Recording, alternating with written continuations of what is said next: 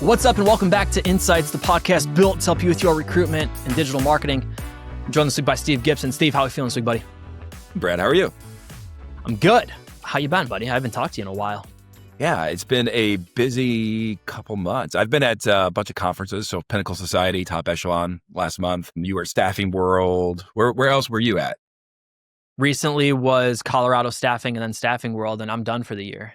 Yeah. So I'll be home in Buffalo for a little while here before we get back on the 2026 speaking circuit. How was Top Echelon? I like that whole crew a lot. Yeah, they're great guys. I mean, the whole organization is one, they're really, really great people. And then two, they have a really great product. And they create a really great network for people. So if anybody doesn't know what Top Echelon Network is, they're not asking us to do this, but since we brought them up, check them out. They're good guys, good product.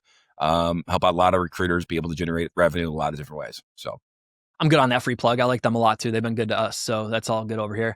Steve, I have an interesting first topic for you, buddy, that's going to stem into an absolute whirlwind of a month that I had in October. In October, I spoke at Staffing World. I ran 2 half marathons. Staffing World was in Orlando. I went to Vegas with my wife for 4 days, my birthday. I just had a ton going on in October, but I want to specifically talk about a steak that I had in Las Vegas. If you'll go on this journey with me. Sure, let's do it.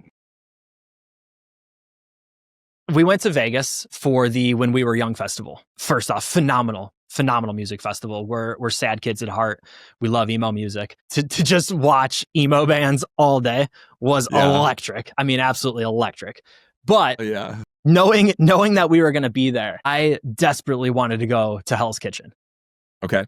And I've been to Vegas now. This is my 4th time. So I've done other steakhouses. I've had really good food in Vegas, but we're huge into cooking shows. So I was like, you know what? We're going to be there. I want to go get the Wellington from Hell's Kitchen. So, I mean, this trip had been booked for probably like 8 months, 10 months maybe. I mean, we got tickets for the festival as soon as they were released. So we knew about this for a while. We had seats at Hell's Kitchen for a while. I didn't even look at the menu when I got there. Like, I knew I wanted the Wellington. It wasn't that good. It just, like, straight up, buddy, I was so let down. And I got to be super honest. I love Gordon Ramsay cooking shows. I love everything about Hell's Kitchen. I love everything about, I got to say it again, food cooking shows. Right. The Wellington wasn't that good. And Steve, before I get to my point here, because I promise there's a point here. Okay. Have you ever been to Hell's Kitchen? Have you had the Wellington? I haven't. No, I would have no desire to go there. Okay. Why? Why not? Because, all right, so my thought is that it's so overly hyped and so marketed that there's no way that it will ever be able to live up to what it is that it said it's putting out, right? There's just no way. Therein lies the exact feeling that I had as I'm sitting there cutting into a beef Wellington that I've been thinking about for 10 months. Okay. It was just an average meal. The service was good, right? Like, being there was good. The waitresses were good. The people who walked around with waters were good. Different people bringing drinks were good. The experience was fine, but the actual meal itself was so overhyped into the level that I thought this beef Wellington was going to be at. Okay. I could have just had another steak in Buffalo, New York. And here's where I want to bring this full circle, Steve. If you're going to hype something so high and you're going to have marketing that deploys against one of your service lines or one of your products, the product has to be able to stand on its own. And I think when we talk about staffing and recruiting firms, we are at this weird sort of intersection of being able to do more marketing, higher scaled marketing with AI and automation and technology. We have to have a product that lives up to the hype of our marketing, though. Otherwise, I'll never go back. And now I'm on a show talking about how you shouldn't get the beef Wellington. Not that little old Brad in Buffalo, New York is going to steer a lot of people away from Hell's Kitchen, right? They certainly have a pretty big following, and I'm pretty sure they're going to shows up. Are knocks you an idiot sandwich? What do you mean the Wellington's not good? Dude, I got to be honest, man. Like, the service delivery, and that's why I messaged you and I said I want to bring this to the show. The marketing can't be better than the service delivery, and that's exactly how I felt when I ate it. The marketing was so good for the product that the product didn't live up to the hype. Yeah. No, I think that happens all the time. And I would almost say in some ways, because the adoption of marketing in general, right, is always lagging in our industry. I feel like it is. I think it's always been an uphill battle to talk about the significance of marketing and what that does for an organization, whether it's staffing or not, but just particularly within the staffing and recruiting industry. Mm-hmm. And I think a lot of people don't invest in marketing because they don't believe that their product is good enough to invest in marketing. I think there's a little bit of a psyche behind it. Well, I'm not going to invest this because I don't really have anything that I think is really valuable enough that when they come here and I do drive them here, I'm going to let them down. They're going to have an experience like you had. And so I think that limits people from even wanting to market because they don't think that their product or the service that they have is unique enough, different enough, and has any aspects that anybody's really going to want in any way. Hey, it's Brad taking a short break to tell you about my friends at MJA and Associates. For over 20 years, they've helped staffing firms just like yours save serious money by identifying and claiming federal and state tax credits, such as the Work Opportunity Tax Credit, handling the entire process from start to finish. The best part? With their performance-based pricing, they only get paid when your business saves. No setup costs, just real savings. Stop worrying about the Work Opportunity Tax Credit and let my friends at MJA and Associates do what they do best. To learn more, visit mja-associates.com. That's mja-associates.com. All right, let's get back to the show. I mean, I know 2 clients right now that are holding on deploying ongoing services until 2 new websites are launched. They physically don't want to drive traffic back to the current site because it's just not a true representation of where their business is at right now. So it's not necessarily that their service is poor, it's that their service is pivoted. Thereby, they need a new website to outline the messaging for their new services and sort of the new, I guess, direction that their business is going. I mean, these are new companies that we're working with as of October. We're holding on ongoing until January 1, though, because we want the sites to be first and then everything else. I think you're right, though. I think it's a matter of why would I have marketing if I'm not ready to drive traffic to somewhere? Sure. And we see it all the time on our side. Even if so, they say that they think they're ready or they're going to be able to implement or to act on the new leads that are coming in and then be able to deliver on their services that those people are looking for. A lot of times we see it not being able to keep up with the leads that are coming to the door, whether it's a sales process, it's mainly within the sales process and that initial experience. It's not in their ability to deliver the candidates or fill a job order. It's usually in that delivery of how do I then take them from someone that's inquiring into an actual paying customer or into a job order, then into a paying customer. But yeah, I mean, I think that's definitely the risk that's there with any company and any service we dive into. What do you do to fix it, right? I mean, because that's their goal was to get you in the door. They know that Vegas, so for example, Vegas is a transient town. You know, you're the likelihood of you coming there again anyway would be very, very slim. So for them to get you in the door, get your probably a couple $100 at that moment, and then send you on your way, they're thrilled. It did exactly what they needed it to do. Yeah, I actually said this to my wife while we were there. You only get probably 2 or 3 dinners while you're there, right? Maybe we were there for the weekend. We were there Friday to Monday morning. So we got 3 dinners. No, because we had the festival on Sunday. So we had 2 dinners while we were there.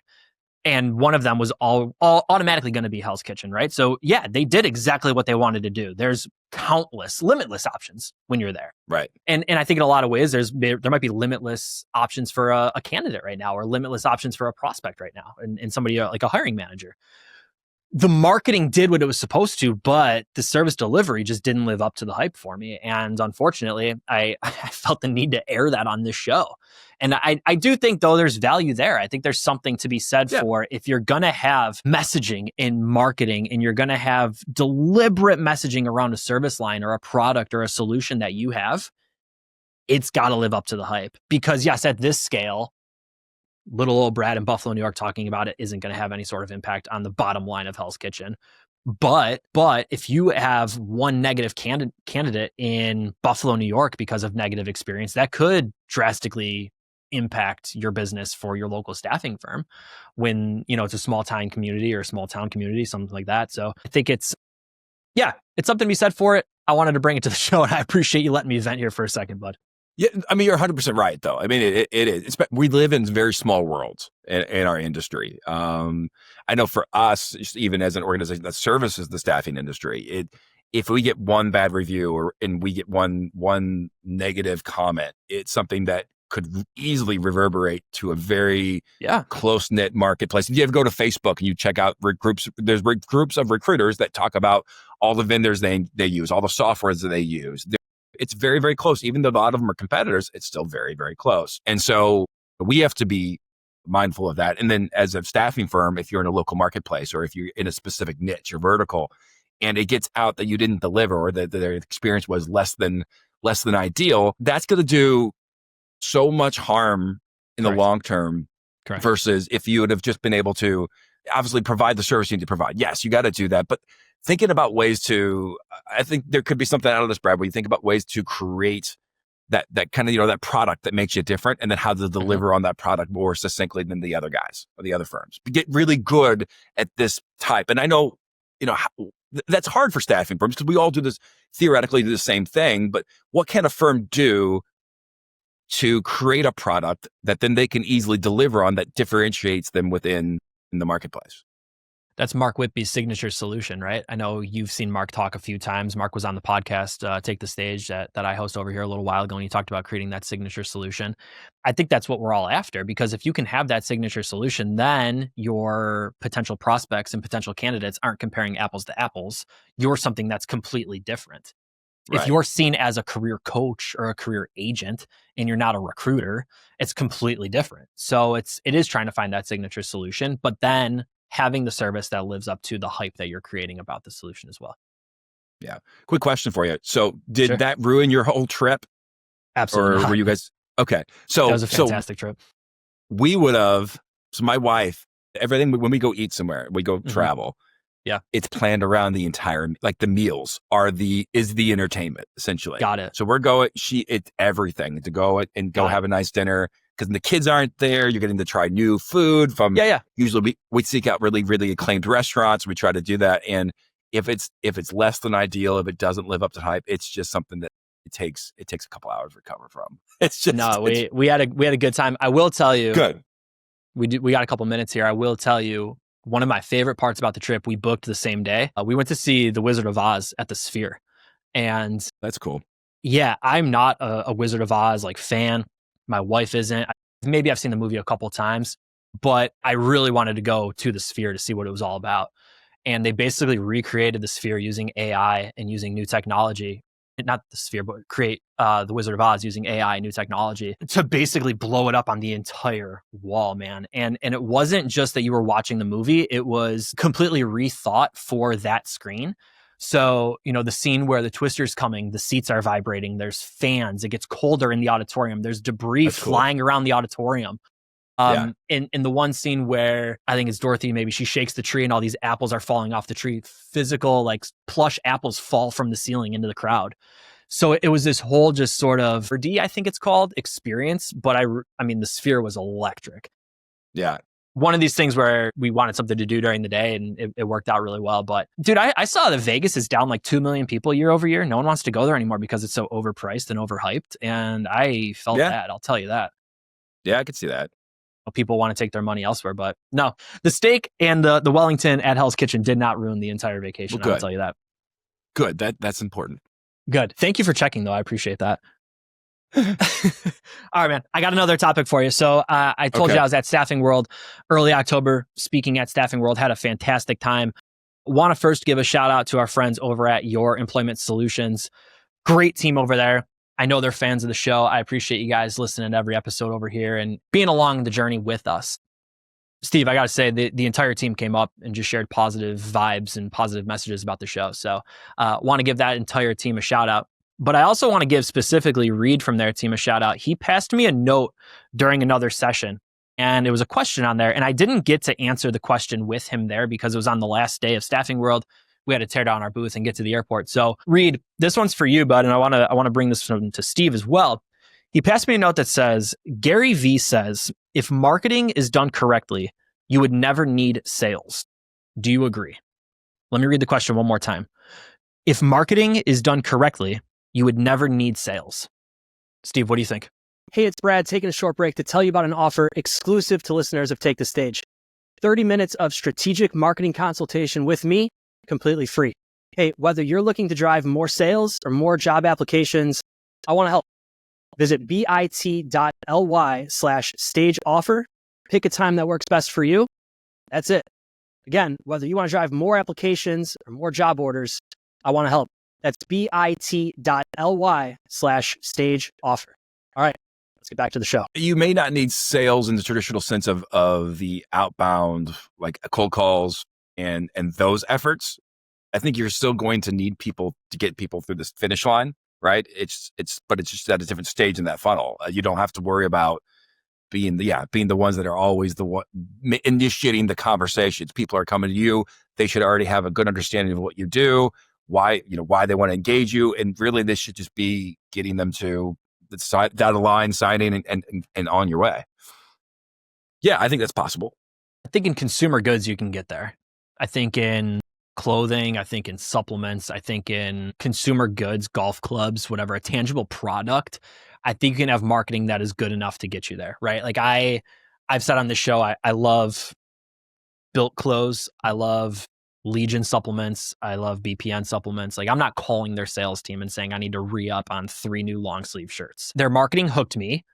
Back to segment 1, the actual service and the product delivery hooked me. And now I just buy more, right? But it started with marketing. That I think you can get 100% of the way there. In service industries, I think we can get pretty darn close too. I think like my plumber, a local plumber, I'm not vetting a local plumber when my sink is leaking. Or if, God forbid the utility sink downstairs gets backed up or whatever it is. Like at that point, I'm not vetting people and calling a sales team and being like, hey, what's the quote? What's it going to be? And shopping around. Come fix the problem because of the marketing that's deployed, probably because of local search results, probably because of online reviews, and maybe because of feedback or testimonials from other friends or family member.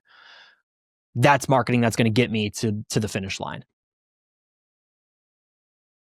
The studio we record at, right? Seeing other examples of work, seeing other specs, seeing other clips, coming in and doing 1 or 2 and having a good experience. I didn't really need a sales process for that. I was hooked because of the experience, because of, I guess, the highlight reel. Now let's talk staffing and recruiting. Why do we need such a heavy sales function? Probably because the marketing isn't there. So we're leaning on sales to get the close. If we had all of the marketing that we were deploying in consumer goods, we could probably get the majority of the way there. If we had, let's treat it like a local plumber. If we had the online reviews, if we had the testimonials, if we had the case studies, if we had the success stories, if we had sort of just the goodwill in the community so that people were talking about us, great. Now people are referring us. We have referral systems. If we had local influencers talking about us, great. Now they're getting more people involved, telling people about us. That helps. Then on top of it, yes, all the other marketing that we could deploy. I think we could get all of the way there, if not most of the way there. So I think you could. The difference in our industry, so a couple of things from a recruiting and staffing perspective, especially let's say from a permanent placement perspective. The stakes are much higher, right? So a lot, you're looking at, $30,000, $40,000, $50,000 fees that they're paying out to hire somebody. Now, so you have a lot of risk for them just engaging somebody without a relationship or without a salesperson. So they're going to vet that for much harder than just saying, oh, I heard about you guys and I know I've seen you online. I'm ready to go. There is going to be that discussion there and that conversation that takes place before they're ready to sign the job order and get moving into the process. I don't think they're going to say that. And you think that relationship starts with the salesperson? I think it starts with the sales. I think it starts with the marketing materials, but I do think that salesperson is the one that's going to get them through the line, over the line. And the other thing that came to mind when you're talking about this too is that in our industry, and just any baby service-based industry, but just say in our industry, the sale doesn't happen until we place the individual and until they've started. And so even though we have a signed fee agreement, there's no exchange of money. There's no exchange of anything. And so in a lot of ways, we don't make that sale until we've delivered on everything that we've said we're going to deliver. And that's a difference, in a lot of ways, because you're selling in that entire process. Yeah. That entire time you're engaging with that client, every conversation you have, every candidate you present is part of that sales process that's there. And so, there's some aspects of that I don't think we can ever get around, and the importance of those relationships and that we're developing from our organizations to those that we serve. Yeah. I'm on the fly trying to think about the startup company who's going to try to disrupt the staffing industry without a sales rep or without a recruiter, right? And only using technology, only using marketing, things like that. I almost don't want to go down that path because that's probably a standalone episode that we could talk about. My thought though, is I'm with you just about 100% of the way there. I still, and I think you would agree with me, think marketing can get us further down the line than it already is. And a lot of the best staffing and recruiting firms are using a marketing system that overlays that sales system to make closing easier. Not even to make closing easier, maybe I misspoke there, but to make having a conversation easier. I think gone are the days where we can solely rely on cold calls and cold emails and dropping by with donuts or dropping by with whatever and saying, hey, can I talk to, Mr. or Miss HR director? I think those days are kind of going the way of the dodo bird. I know we still do it, but right. I think we need to have marketing in place where we soften the opportunity for when those activities do happen.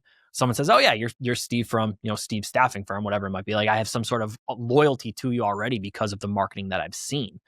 I think the best staffing and recruiting firms are using marketing as a way to warm up the opportunity to have a conversation. I've consulted with hundreds of staffing firms over the last year. And if you're anything like the owners or sales leaders I'm talking to, you're probably asking the same two questions. How do we open more doors to get more conversations? And how do we close more deals? Here's the good news. I've seen what works, and right now we're making it even easier to boost your lead generation without blowing your budget. For a limited time, Haley Marketing is offering 20% off our most powerful marketing tools for staffing and recruiting firms.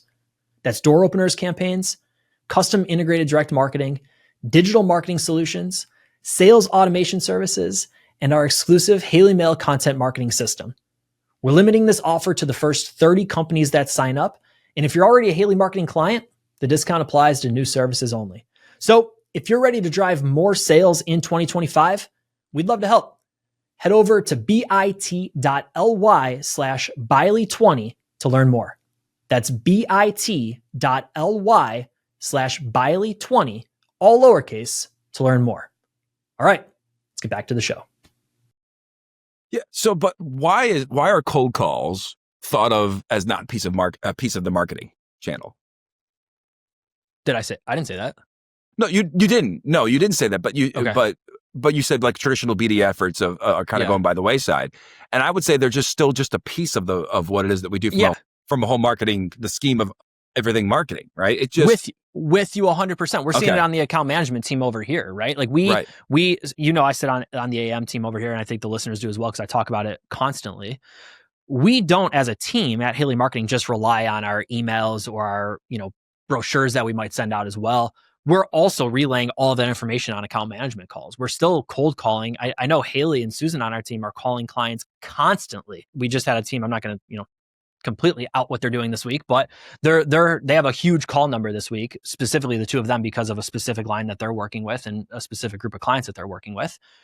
You can't completely eliminate that, no, but there's more that can be done than just the cold call. And there's more that can be done than just the marketing, right? And maybe that's where we're going with this is it's not a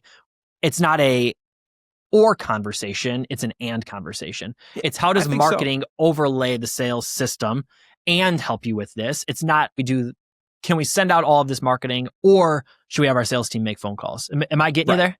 Yeah, that's 100%. So I think there's always been this struggle with an industry that people hold the cold calling and the pride of the hunt so dear, right? It's just, don't take that away from me. So I don't do marketing, so don't take that away from me. On the flip side, people will hold marketing so dear and so close to them and say, well, I don't need to cold call because all I do is marketing. And they hold that so close to them, they don't let that go. And in reality, it's not, like you said, it's not either or. They are part of the same system. And if we think about them as part of the same system and the voicemails we're leaving and the cold calls we're making, and then not just relying on that, but having those marketing initiatives out there, those touch points that need to be, the visibility on the different platforms we need to be on, the conversations we're having, the emails we're sending out, all those things then become a very cohesive marketing front that then when they come to you with that need and they're ready to purchase per se or sign, it's a much easier conversation to be able to say, yes, hey, I've heard from you guys a couple times. You've had a couple voicemails. I saw this come from you guys. I think you're a great solution for us. Here's what our needs are. Can you guys fill it? You have the conversation, they sign the agreement, and then you're out the door. You're working on that job order. And so that's the whole process. It's not, so, I think that the disconnect of can we do without a salesperson? Back to the original question, right? So can we, can marketing take over? We don't need any salespeople. I don't think that we should just think of them as just salespeople in the traditional sense. Think of them as a function or piece of the marketing puzzle that you're putting out there. And so that means sales works with marketing. I know this is obvious. And so this is probably a very obvious take, but it works together. And so you're not replacing it one with the other. They should be working as the same process. So. You went off there, buddy. That was a great take. I blacked out for a minute. I don't think it's an obvious take either, because I'm still having conversations about it almost daily, right? It's overlaying marketing with the sales system, and it's making sure the sales system is following marketing and that they're not running in different directions. Right? At the end of the day, you just want to make it easier for your sales team to have a conversation. We're not going to have a one-call close anymore. We're not going to have a form submission come in and have it just be, oh, I found you for the first time. Let's do business. I dream of the days where marketing can get us pretty close to the end of the finish line, but I'm with you. We need to have the conversation. I think that's right. Yeah. So here's the thing. I think it can make the need for less salespeople. You can create one good salesperson and then surround them with a really great marketing plan. And then the calls that he's having, the way that he is able to qualify and able to work in that system allows him to be very, very efficient. And so you don't have to rely necessarily on as many salespeople as you would think, right? So, correct. Like example, using us as an example, and I don't want this to come across as any self-serving way at all, but just as an example. So we've been doing this for 13 years. We've grown slowly and organically right through the years. I have been the only salesperson through that time within that. And the only way that I've been able to do that is not just because of my own efforts of hunting people down, it's because the people around me have created a really great marketing engine that makes me visible on different platforms. Where I go to conferences, but they support me with all the materials we're putting out there. We run digital ads, we have email marketing, newsletters, we do giveaways, we have relationships, we build all these things that connect all these dots, which allows me and my desk to be very, very efficient. And then through that, help build and grow into a multi-million-dollar agency that provides those services through one salesperson. And so you take that model now and you make it to a staffing firm, and you can build that around single desk and individuals and support them in a way that you have 2 or 3 really, really great individuals that are able to become what we call rainmakers in the industry and get the most out of what you're doing across your marketing efforts. So I think it doesn't replace them. I think it can make great salespeople more efficient, and you don't have to have as many of them. I'm with you. I got nothing to add there, bud. I like the real world example too. I think that brings it home for us. Yeah. So, Steve, I'm good if you're good, bud. That was a good episode. I'm good. That's our show. And thank you for listening to another episode of InSights. If you found this episode valuable, we would love to know. You can message Steve or Brad on LinkedIn and share your thoughts. If you have a question for us, you can tweet us at Haley Marketing or email info@haleymarketing.com. And of course, if you need a hand with your recruitment or digital marketing, we'd love to help. You can email info@haleymarketing.com and be sure you tell them that InSights sent you. For Steve Gipson, I'm Brad Bialy. See you next time.